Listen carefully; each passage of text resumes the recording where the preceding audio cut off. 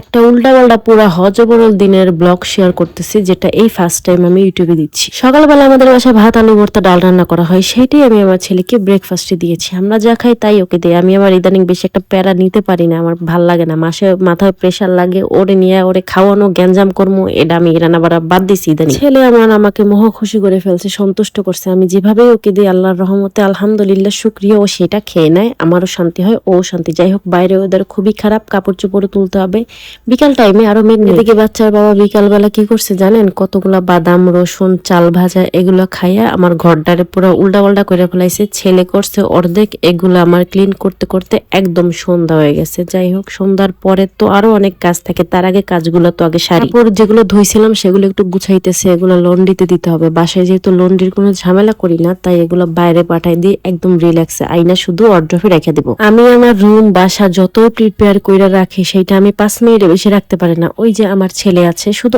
আমার ছেলে বইলে কথা না, আমার মানে আমি দেখি আশেপাশে সহ যত বাচ্চারা আছে সবাই ঘর অগোছালো করবে, এটা একদমই কমন বিষয়। শার্ট প্যান্ট একটা এক এক জায়গায় পাক্কা মাইরা থয়ে, এটা কে হইতে পারে? আপনারা অবশ্যই গেস করছেন। হ্যাঁ, এটা ভেড়া মানুষের কাজ। আর একটু পর পর গুছাই গুছাই টোকায় টাকায় এগুলো আমি গুছামো, আমার তো আর খাই দেয় কোনো কাজ নেই, এগুলোই করি। আমের এই যে সিজন চলতেছে, আমাদের বাসায় যে কয় কার্টুন আম আসছে আমার সেটা বলার আর ভাষা নাই।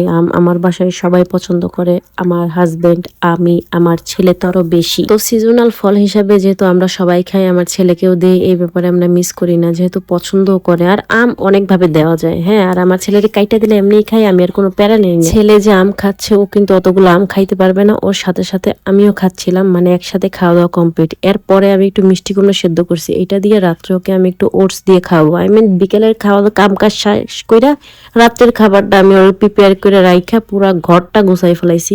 গুছানোর পর যে সব ময়লা সয়লা বাইরেছে, এগুলো তো ঝাড়ু দেওয়া লাগবে না, এগুলো সব বিছনার মধ্যে উঠবে। তো পুরো ভিডিওটা যারা দেখছেন অবশ্যই একটা কমেন্ট করে যাবেন, আমার চ্যানেলটা একটু সাবস্ক্রাইব করে দিয়ে যাবেন। আমি যেহেতু একদমই নতুন, আপনাদের সাপোর্ট আমার খুবই বেশি দরকার। আমি আমার কাজকর্ম বিভিন্ন শর্টস আপলোড করে থাকি, যেটা আপনাদের একটু হলেও কাজে দিবে।